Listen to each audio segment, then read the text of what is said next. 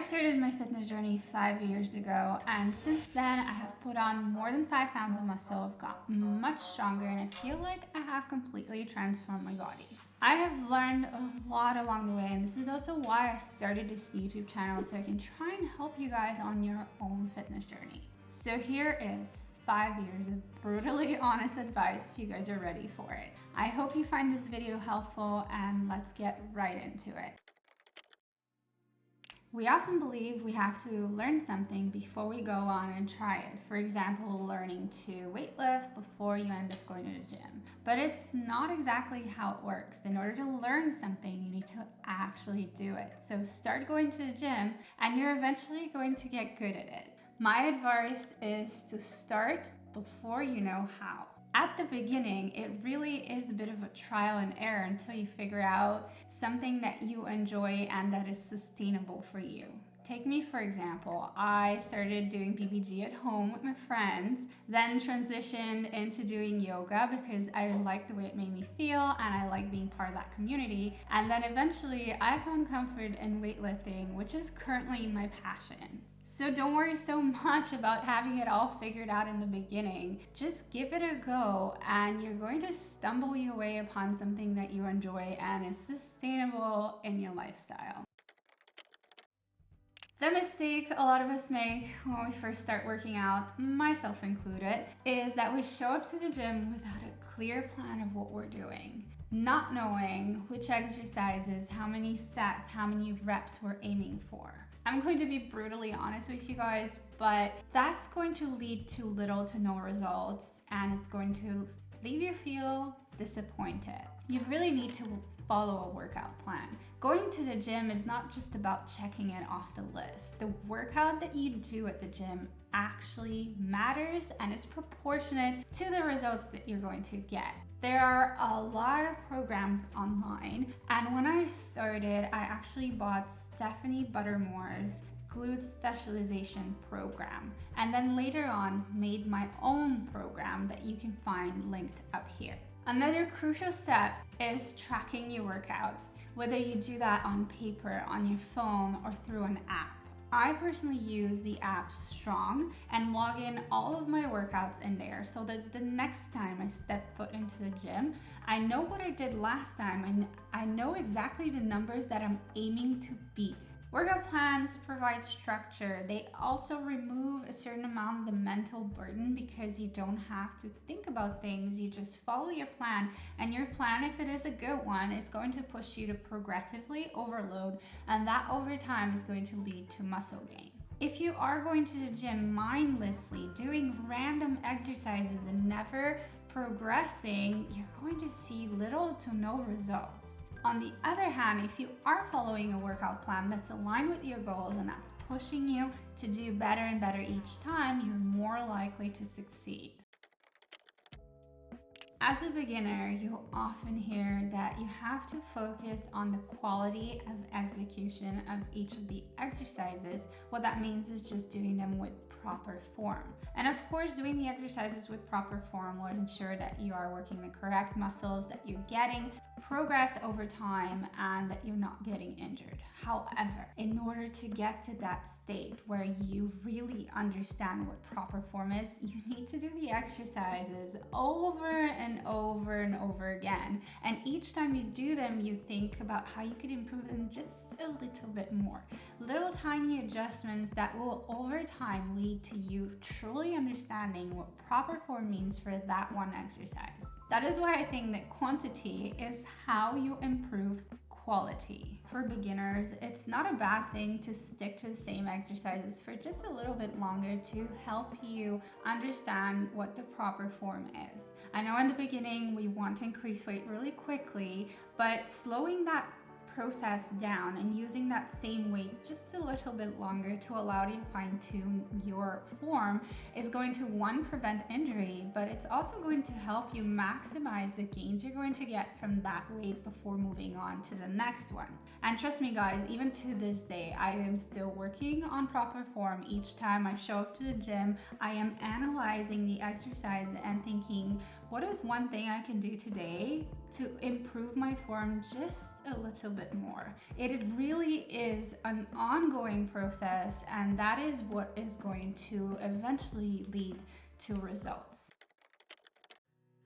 You don't have to commit to working out a crazy amount, say 6 times a week. Just choose a number in the beginning, say 2, maybe 3 times a week when you're starting out, and commit to showing up for yourself each of those days. Because nothing matters more than being consistent.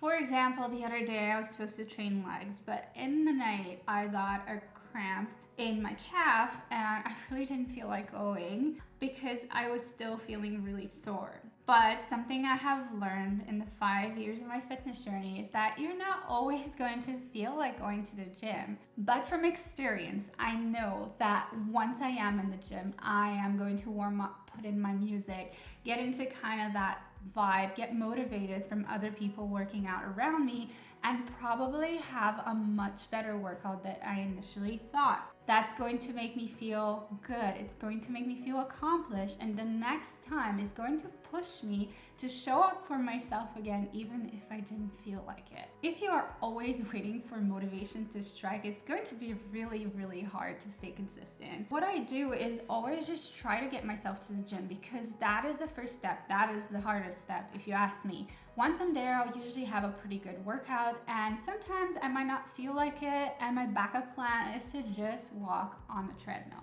because it's that consistency that is going to lead to the results that you want. And it's really discipline and not motivation that is going to get you there. Have you ever been to the gym and look to the side and see the girl next to you or the guy next to you lifting double the weight you're doing, and suddenly you have the urge to increase weight? I don't know why we do this to ourselves, but as humans, I think it's within our instinct to just compare ourselves to others, not even considering if they're maybe at a different stage of their fitness journey, if genetically they're stronger, or maybe they're even taking something to help them build muscle.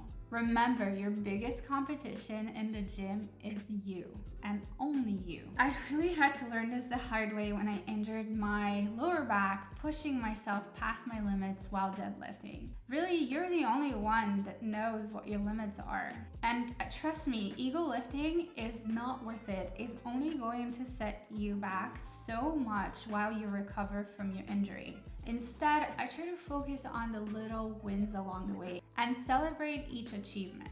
Personal growth is about becoming the best version of yourself and not comparing yourself to somebody else's growth. It really is you against you in the gym, and your goal should be to do better than you did last time, no matter who's lifting next to you. Stop worrying about not seeing results after going to the gym a couple times. Results take time. It really takes 8 to 12 weeks of consistent training following a good workout plan and a good diet plan in order to see progress. If you look at some of your favorite influencers, they started from zero and put in years of hard work to get to where they are today. Because trust me, building muscle and strength really does take a long time. And the only way to get there is to learn to enjoy the process. Celebrate the little wins, like getting one more rep, doing the exercise a little bit better, trying something new. Trust me, Rome wasn't built in a day. It takes years to get the results that you want. It is really a lifestyle you're committing to that is probably going to be for the rest of your life. One thing that has been a game changer for me is to generally understand what I am doing. I can't stress enough how knowledge is power. I have learned so much about training, about nutrition, and it has completely transformed the way I see things in life. I can now filter out all the bullshit online because I know what exactly works. Like, there aren't any good and bad foods. Carbs are definitely not bad for you, and restrictive diets will only lead to you gaining all the weight back at the end. It has given me so much clarity and a sense of direction because I have seen specific results with both my diet and training. and I am still learning every day, and I hope that this inspires you to also get curious about concepts like progressive overload or why we need to eat more protein, because truly understanding these concepts is going to transform the way you see your fitness journey and help you stick to it. Could you do one more rep? Could you slow down the negative? Is there a way to increase the range of motion for this exact exercise? These are questions you should be asking yourself each time you work out, because you need to constantly improve in order to see results. Our bodies don't want to put muscle on unless they have to, and you will need to give them a reason to do so, trying to improve one little thing each time. And I feel like this is where a lot of people get stuck, trying to push past this kind of plateau. And personally, I am struggling with this too, because I am now an intermediate lifter, and in order to make further progress, I really need to make sure everything is optimized from my sleep, training, diet, etc.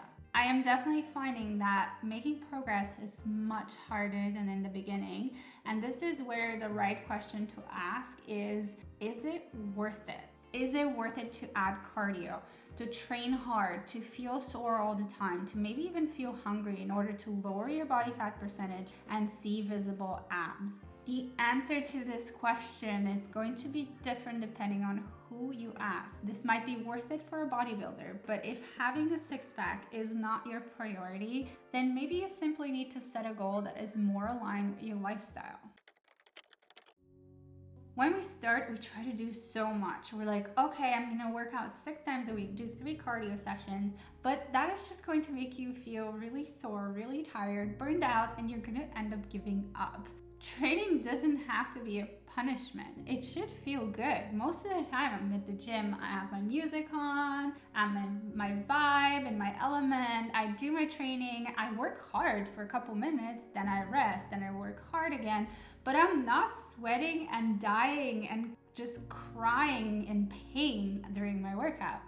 This is where training smart and not hard is the way to go. Trust me, you don't need to be sweating and passing out during your session in order for it to be effective. It's more of a controlled training that over time focuses on progressive overload. Like my sessions are usually 45 minutes to an hour, 4 times a week, and that is all I need in order to see progress, because I also need to be able to recover from my sessions. It really is about getting the maximum results with the minimum effort.